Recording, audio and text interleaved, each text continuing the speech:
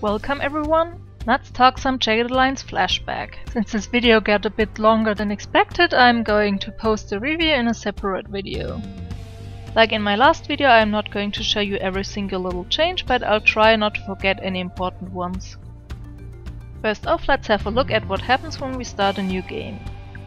If you have played Jagged Alliance 2, you might know this little test. Here we can now create an IMP character. For those of you that don't know Jagged Alliance 2, this is a custom merc you can give the stats that you like. It also gives you a chance to somewhat be in the game yourself and to roleplay a little bit if you like. If you click create default merc, you're gonna get the agent that we had all along. I am going to click rather quickly through these questions. If you're quick enough, you can pause the video to read them.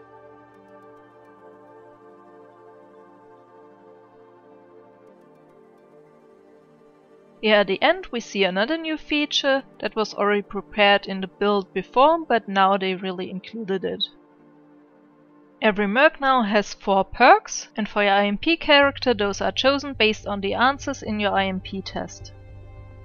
In this last screen we can choose the name and the nickname of our character, as well as the way he or she looks and his or her stats and skills. I would like to be able to choose the perks myself, but you couldn't do that in Jagged Alliance 2 as well, so I'm okay with that.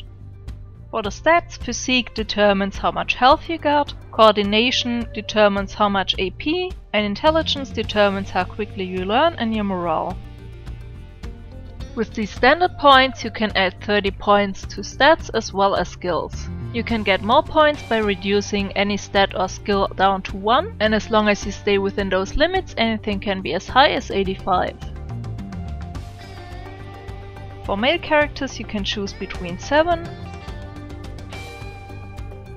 and for female characters between 5 faces. Sadly you cannot choose the voice of your merc, so in a second I'm gonna show you those in-game. On my way! Alright. Okay. On my way! Let's move out! Awaiting orders! What next? Yes? Leave it to me. Sure thing. Fine. Leave it to me. Ready for action. What can I do? Yes? Looks like we got ourselves in a bit of a fight. Let's see what happens when we aim at our enemy. As you can see, they included an aiming reticle like we had in Jagged Alliance 2 in response to feedback by the fans. By right-clicking you can increase your chance to hit, but it also costs more action points. The game remembers this setting, so keep that in mind when starting a new turn. Let's have a quick look into the options menu. When we go to gameplay we can see that we now have 4 difficulty levels. They determine how much damage the enemies do. Hard is what we've always been playing on.